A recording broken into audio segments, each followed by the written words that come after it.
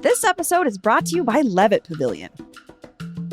Because concert season is starting soon, Levitt is kicking off another summer of live music outdoors with a free performance from Black Joe Lewis on May 24th. Levitt is a nonprofit venue in beautiful Ruby Hill Park with free and ticketed all-ages concerts scheduled May through October. This year, the free shows include some of my favorite local acts like Devotchka, Esme Patterson, Flowbots, and, okay, there's even a special showcase from a really cool nonprofit that I used to volunteer with called Girls Rock Denver. You can see the whole schedule, RSVP to free shows, and buy premium upgrades at levittdenver.org. That's Levitt Denver.org. This episode is brought to you by CU Denver's Jake Jab Center for Entrepreneurship. The Jake Jab Center is home to the only Master's in Entrepreneurship degree program in the whole state of Colorado. It's designed to be flexible for working professionals, aspiring entrepreneurs, and side hustlers, whether you're launching your business or making a career change. And it can be fully online or hybrid with in-person classes in the heart of downtown Denver. They also really care about keeping this program affordable. It's less than $26,000 for in-state students, and exclusive scholarships are available. Visit jakejabcenter.org to learn more about the program and set up some time to speak with a dedicated recruiter and student advisor. Apply by July 15th to start this fall at jakejabcenter.org. Today on CityCast Denver. Is Colorado turning its back on oil and gas, or is it just political grandstanding? Denver Post environmental reporter Noelle Phillips has been covering the industry for years, and she joins me to talk about how elected officials across the Front Range have been pushing back on the industry and what's changed. Today is Thursday, May 15th. I'm Bree Davies, and here's what Denver's talking about.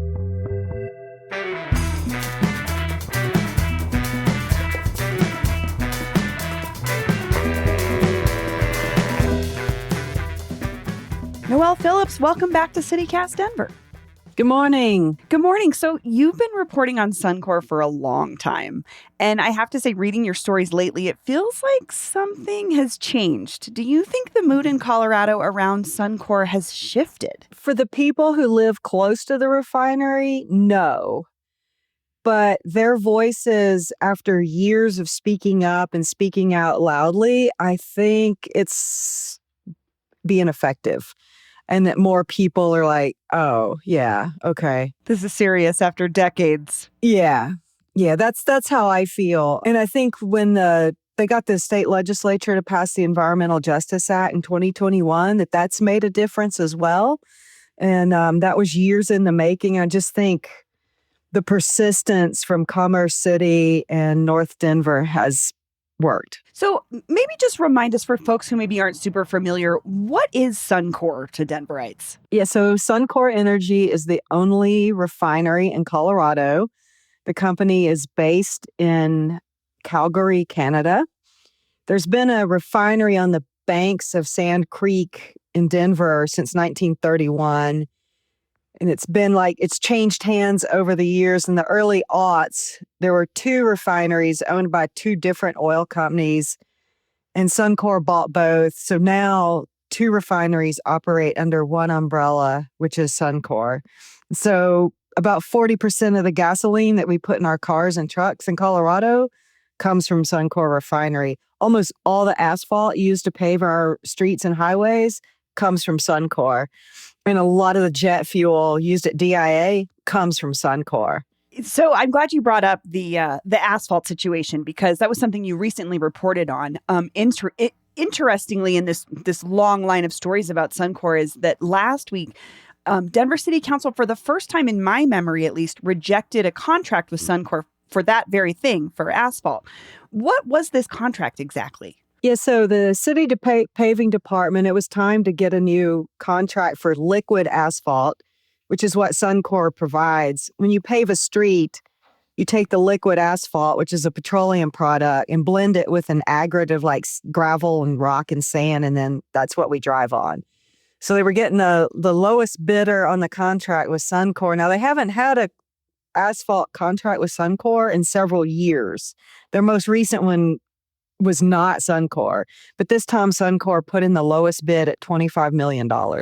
Interesting. So Normally, this isn't maybe something that Suncor provides in Colorado, although they do all these other things that we've talked about. Right. Yeah, like the Denver specific contract, but like, other city paving departments, CDOT still buy from Suncor. So why did Denver City Council reject this particular bid? They said they were sick of the pollution. It was plain and simple. Like they pollute and we're not doing business with them. I'm laughing because it's not that this move is going to make Suncor go away. It's just one less maybe contract that Suncor has, but we still have to fill these potholes with asphalt. Do we know where that's coming from if it's not coming from Suncor? Yeah, so the new company that's going to provide asphalt is Husky Marketing Supply Company, and it's a subsidiary of Synovus Energy, which is based in Calgary. And they will bring the liquid asphalt into Colorado via train, and then it'll be trucked down here from a train terminal up in Fort Collins. So maybe even the travel that this material is going to have to take is potentially polluting as well. I mean, yeah, this is the double-edged sword. Yeah, the double-edged sword of our reliance on gasoline. Well, I mean, I think the double-edged sword's an interesting part. Like, what about, the city works with other contractors that pollute, and I just wonder, did it seem like, or from your reporting, feel like council was sending a message or set some new precedent with pushing back on this bid? Yeah, they've canceled contracts with companies in the past that they didn't agree with, I guess, on moral principles. So the private prison company Geo Group and Core Civic were running halfway houses for the city, and the city killed a contract back in 2019 because those companies run ICE detention facilities. And so the city was like, well, you're not going to run our halfway houses. So this is not unheard of for Denver City Council to turn down a contract based on a moral standing or some sort of principle. So you reported that it's only going to cost like an extra $60,000 per year, or $300,000 over the course of the contract to go with the next highest bidder. I mean, if that's all it cost, why do you think they didn't do this ages ago? I don't know. There's an executive order that says you have to take the lowest bid, and Suncor was the lowest bid. And, that's a rule for the General Services Department that does the contracting. And so to override it, City Council had to pull. Usually they approve all these contracts during a meeting through a consent agenda. And it's basically like 24 items, and they just approve the whole lot, wholesale in one vote. But this time they individually pulled out this contract to vote no. And several city council members spoke out loud about it and were like, they're a bad actor and we're not going to partner with them. Interesting. So, I mean, I know a lot of local environmentalists would love to see Suncor shut down and decommissioned. Like you mentioned, the neighborhood around Suncor has been talking about this and bringing attention to it for decades. Does losing this contract for Suncor seem to get them any closer to like putting them out of business, I guess? I don't think so. It's really profitable. Yeah, I was looking at their numbers, and it's something in the billions every year profit wise. I can't imagine a contract of this size for a city like Denver would be a huge dent. Right. The one thing I noted is last year CDPHE fined Suncor. Well, it wasn't a fine; it's a penalty, which they have to parse words here. They get really picky about this stuff. But it was essentially a $10 million penalty for air pollution violations.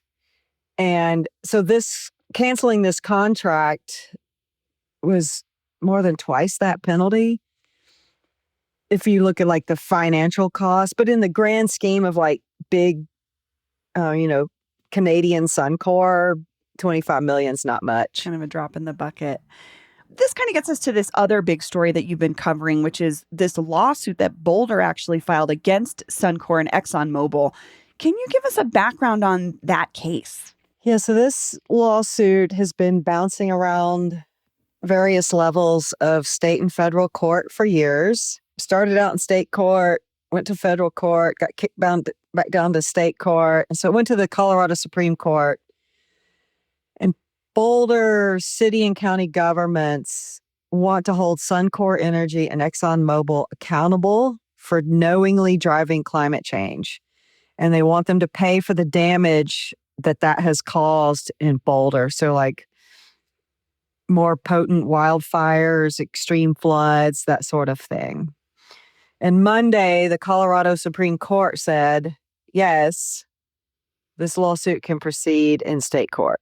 To me, it kind of feels like this case is very broad. I mean, pointing to two companies as causes for climate change.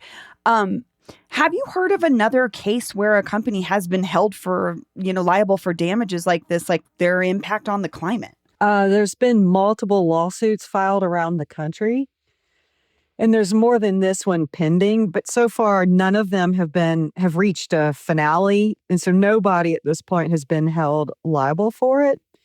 The oil and gas industry, of course, is fighting it tooth and nail. I kind of compare it to, I think, maybe the tobacco companies or the lawsuits against the Sackler family for OxyContin, where governments are trying to like hold somebody accountable and saying like, you knew tobacco was bad for us and you marketed it acting like it wasn't. And you knew good and well you were making people sick and driving up healthcare costs. Against Oxy, you knew good and well how addictive this was, and you've caused massive damages in the public interest because so many people are addicted and have become drug addicts because of this. They were given this drug and told this is what you need to take after your surgery. So I think that's the movement now, is to bring similar style lawsuits against the oil and gas company to tell them, hey, you knew you were hurting our environment and we want to make you pay for it. So the company's chief lawyer said, quote, this entire litigation is a misguided approach to addressing the real challenges of climate change and a distraction from real solutions that will allow the world to source and use energy in ways that are affordable and sustainable. Can you explain their case? But here's one of the arguments of the defense attorneys and, for the oil and gas companies is that, hey, we're not the only two oil and gas companies in the world. And these emissions may originate in Colorado, but they blow all across the planet. And there's a lot of pollution coming from refineries in the Western United States, overseas, in greenhouse gas emissions from China, and it all blows over here. And it's not solely our responsibility to pay for this. And then, they also say it's not up to Boulder County to enforce clean air laws, that the Clean Air Act at the federal level is the enforcement mechanism here, and you don't have responsibility for this. It's the federal government, and Boulder can't do this.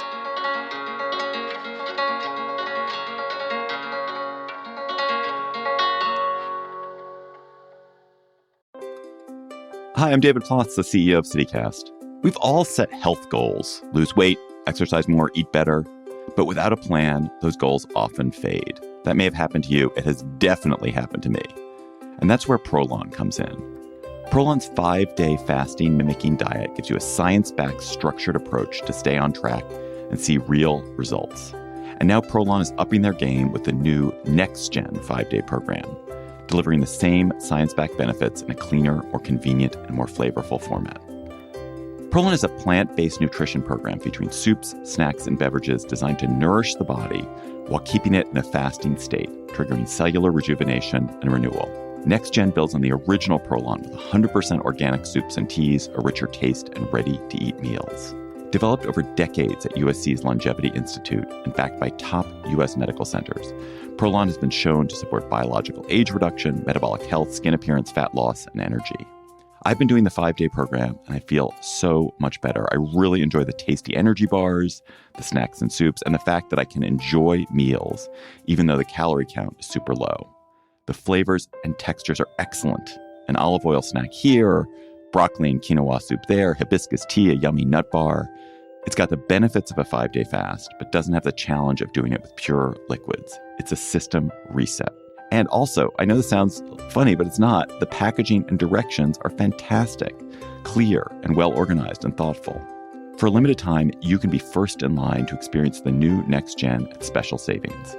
Prolon is offering CityCast listeners 15% off site-wide, plus a $40 bonus gift when you subscribe to their 5-day program.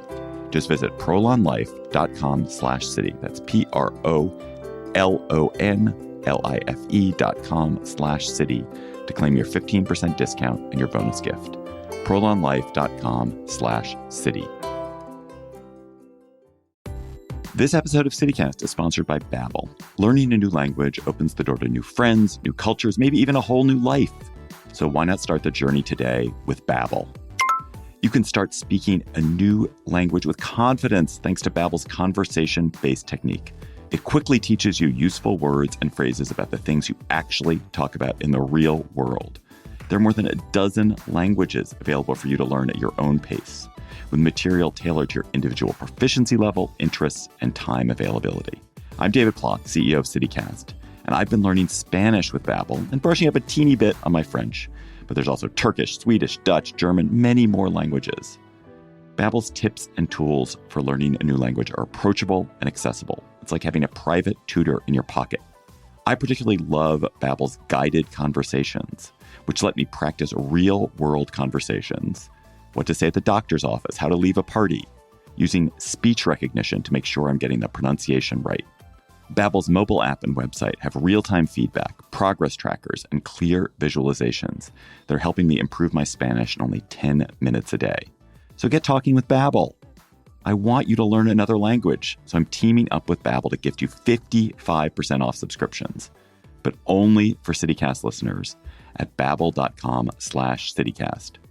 Get up to 55% off at babbel.com/citycast. Spelled BABBEL.com/citycast. Babbel.com/citycast. Rules and restrictions may apply.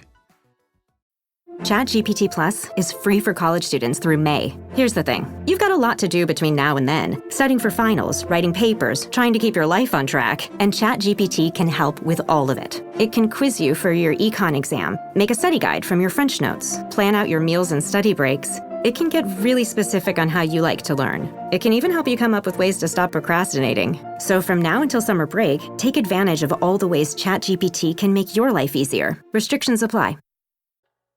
So, is there any sense of what the implications could be if Boulder won a case like this against oil and gas companies and they were held liable for climate change? I mean, I'm sure the two companies would be forced to pay out huge damages. And, if it went to a jury trial, it would be in Boulder County because it's in Boulder County District Court. And we know the political and social views of Boulder.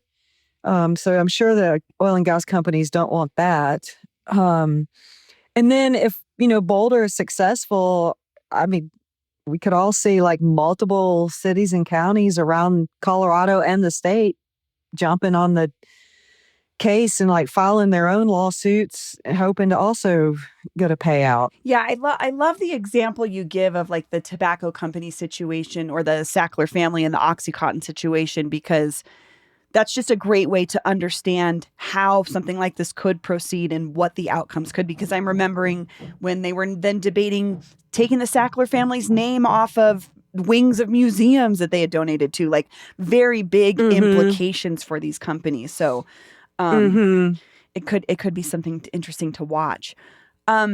So the last story and most recent I want to talk to you about is the situation in Adams County with this conflict over an oil and gas company that wants to pump more gas through a terminal in Henderson. Can you explain what local politicians there are upset about? So Adams County is the heart of the gasoline supply for Colorado. Almost all of it comes through one way or another. It comes through Adams County. So you've got the Suncor refinery, you've got Holly Sinclair. I guess it's called Holly Energy Partners is the formal name. Pipeline, a Phillips 66 pipeline, a Magellan pipeline storage facility. It's like if you're putting gas in your car in Colorado, in Denver, it's come through Adams County. And so Adams County is getting tired of the fumes and saying our people are sick. We have asthma. We have cancer. A lot of people complain of nosebleeds. We just don't feel good. And they're blaming it on the emissions from all of these oil and gas operations in Adams County. And so why does this company want to do this? Like pump more gas through this area anyway? They said in their application, it's because of the requirement to use reformulated gas. And so the 9-county Front Range is in severe violation of federal air quality standards. So we have a lot of ozone pollution. That's when in the summer when it's hot and you kind of see a brown haze across the skyline. That's from all the cars and trucks and oil and gas drilling, industrial manufacturing that releases all these emissions. And so one of the requirements under the Clean Air Act is when you hit the severe benchmark, you have to start using reformulated gas in the summer. So for us, that's like May 31st through September 15th. It's a different blend of gas. It reduces the amount of emissions that come out of your car. Now, a lot of people argue it's an archaic solution to emissions. Even Governor Polis doesn't like it. There's other ways to reduce emission. It's more expensive for consumers. But so far, the Environmental Protection Agency has not bent on this. So we have to use it. So Holly says to make sure there's an adequate supply, we have to pump more gasoline through this pipeline. So you kind of talked about this, and I would assume this is part of their argument, but the company's saying, like, we're not building anything new. We're just asking for a new permit to pump more gas through existing infrastructure. But you reported that one company official called the pushback political grandstanding. Do you know what they took that to mean? Okay, so Lynn Granger from the Colorado Oil and Gas Association, which represents a lot of gasoline, oil companies in Colorado, said that there was political grandstanding. And she, I believe, was specifically speaking about Denver City Council's vote. Okay. So a different oil and gas, the earlier oil and gas case. Okay. Yeah. But I think she also is kind of is trying to like push local governments like, hey, you need us. Even your government agencies buy our gasoline to fuel your trucks and your equipment and all that. And like, you need us. And these decisions need to be made based on the merits of what we are asking to do and under existing federal and state laws. And this is just a lot of showing off for your constituents. And we're not doing anything really meaningful to make improvements. So I have to say, I think these three big moves that have happened in the last couple of weeks that you've reported on against the oil and gas industry also come at this time when President Trump is like renewing support for oil and gas at the national level. Do you think that that's part of this whole equation about how maybe some Colorado politicians and community members are pushing back? Absolutely. That, we've got a federal government now that's not in our favor. And if they're not going to do it, we're going to do it. We're going to fight and push back here. And, the pushback works. I mean, the 2021 Colorado Environmental Justice Act exists because there was pushback in the community. I mean, there are people who sit on the Adams County Commission and the Commerce City Council whose voices fighting back against our environmental pollution got elected to their local seat. So, they're saying we speak out for our constituents. The federal government's not going to do it. We're going to do it. But at the same time, I mean, I drive a Subaru Forester. I fill up with gas once or, every couple of weeks. I have to have it. And I don't want to pay $4 a gallon. And so this is where we get our gas. It's just an interesting I guess, debacle, or not debacle, but just you have to make a choice here. So like yesterday, I flew in from DIA. I rode the train into the city, and then my husband came and got me, and we had to go pick up a dog too. So, but we also drove a car. Sure. We just have to, we all have to make a choice here. The oil and gas companies will say, hey, we've installed a lot of emission reduction equipment at our drilling sites. Suncor has made some changes, they say. And so we have some of the more progressive emission reduction controls in Colorado because of this pushback. And like other oil and gas companies in this country will copy us, what we've done in Colorado because of this. It's just slow. Sure. The clock is ticking on climate change, and there's a sense of urgency from the people who care about that. And so this is what democracy is, right? You do this like pushback and you make incremental change. Nothing in a democracy is fast. That's a good, like this good point. this lawsuit against Suncor and ExxonMobil, it's been in the courts for 7 years. It may take another 7 to go to trial. It's just democracy moves slow, but climate change is an urgent crisis that we need to do something. And so there's the rub. And all, these there's a lot of people that make their living off of the oil and gas industry. They work at on the rigs, they drive the trucks that haul it, they sell it, and they own the convenience stores that make money off that, and they have employees at those. I mean, it's just, it's not a simple solution here. Yeah, I think your reporting has really shown that over these last couple of weeks, especially. But I mean, you've been following Suncor, but it is helpful in this context to say there are changes happening, but we also have to realize all of the ways in which oil and gas are part of our lives. I mean, I honestly, until I read your story, did not understand that asphalt involved an oil refinery. I had no idea, so it's like, even if you choose to take the bus, you're still having to drive on that road, Right. Yeah, we don't want to go back to the old dirt roads, that the cowboys. We can daydream about the Wild West, but not that part. No. And, some of this, Lynn Baca, who's the chairman of the Adams County Commission, said, Suncor's been a bad actor in our region. They're not reachable. They're not a good partner. And some of that I also get as a reporter. A couple of years ago, Suncor laid off almost all of their North American or like United States-based public relations staff. So I send an email to media@suncor.com and I almost never hear back. Wow. And we'll ask people, well, who's running the refinery right now? Who's the vice president in charge of the refinery? People go, I don't know. I don't know. And so it feels like maybe a little communication here would go a long way. Go a long way, yeah. Noelle, thank you so much. I always enjoy talking to you. Yeah, I hope this helps people understand the situation and what's going on. I appreciate you having me on.